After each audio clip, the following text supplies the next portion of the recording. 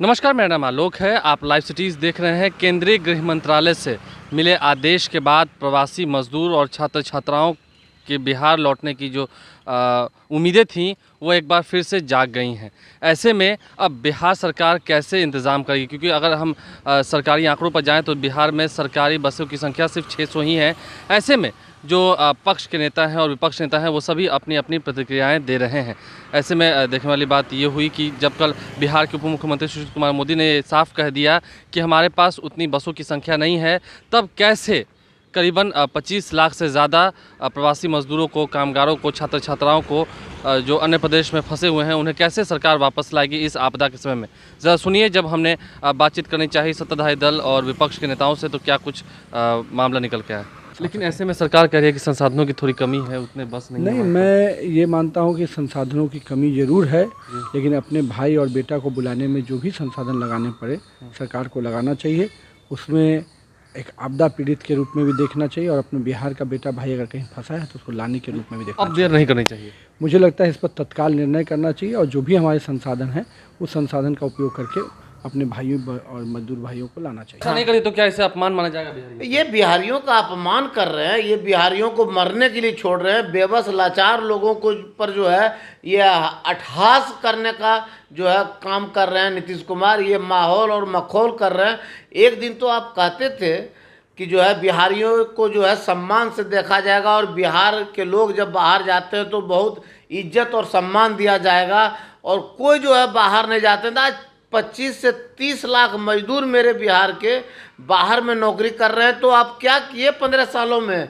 आप बस से लाने का भी काम नहीं कर रहे हैं। बगल में यूपी सरकार ले आया, गुजरात सरकार ले आया, सभी राज्य के लोग ले आए, तो आप लाने में असक्षम क्यों?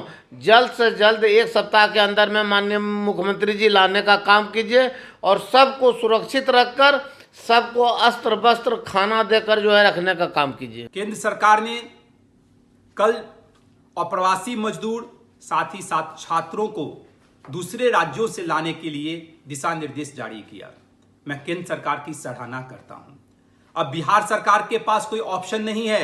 हम लोग की जो मांग थी, बहुत पहले से हम लोग मांग कर रहे थे कि कोटा में जो बिहार के छात्र फंसे हैं उनको बिहार सरकार को अविलंब लाना चाहिए। साथ ही साथ बिहार के जितने भी मजदूर, जितने भी लोग अन्य राज्यों में फंसे हुए हैं और जो आने को इच्छुक हैं उनको भी बिहार सरकार को लाना चाहिए। सर, प्रवासी मजदूरों को बाहर से लाना है, कैसे रोडमैप तैयार करें? माननीय मुख्यमंत्री नीतीश कुमार जी के आग्रह पर, चूँकि ये प्रवासियों की चिंता स्वाभाविक चिंता थी, केंद्र सरकार ने नियमों में बदलाव किया और ये देश के विभिन्न राज्यों के लिए एक समान नीति बनाई गई।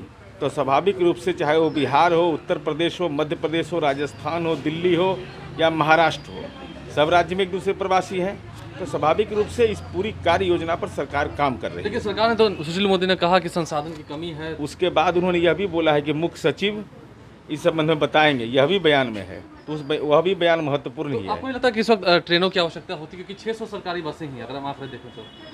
भाई बिहार में कोयला नहीं ना था तो बिजली पहुंचा दिए ना घर घर। यह नहीं सरकार जानती है कि हमारे पास संसाधन क्या है और हमारे अतिरिक्त संसाधन हमको क्या लगेगा, आवश्यकता हमारी क्या पड़ेगी। तो इन तमाम चीज़ों की समीक्षा सरकार वरीय पदाधिकारी और वरीय नेतृत्व इस सवाल पर करता है। पूरी कार्य योजना बताया जाएगा। जल्द ही इस पर बड़ा फैसला आएगा। निश्चित है, सरकार तो दिन रात काम करने वाली सरकार है। जो भी नतीजे आएंगे वो मीडिया के सामने आएंगे। तो आपने सुना क्या कुछ बातें जो हैं वो सत्ताधारी दल के नेता हों या फिर विपक्ष नेता हों, उन सभी ने कही। इन सभी को सुनने के बाद उम्मीद है जिस तरीके की कश्मकश अब बिहार में पैदा हो गई है, जो स्थितियां पैदा हो गई हैं, कैसे आखिर सरकार लाएगी, क्या रोड मैप है, इन सभी चीज़ों पर लोग विचार करने लगे। खास करके जो लोग बाहर फंसे हुए हैं, नोडल पदाधिकारी कौन होंगे, उसके बाद कब तक पंजीकरण होगा और कैसे उन्हें वापस लाया जाएगा, कब तक वापस लाया जाएगा, क्योंकि 3 मई तक का लॉकडाउन लगाया गया है। फिलहाल अवधि अभी नहीं बढ़ाई गई है। ऐसे में सवाल बहुत सारे खड़े हो रहे हैं। जवाब देखते हैं कब तक निकल के आता है। आप लाइव सिटी देखते रहें, हमारे चैनल को सब्सक्राइब कर लें, साथ साथ फेसबुक पेज भी लाइक करें। धन्यवाद।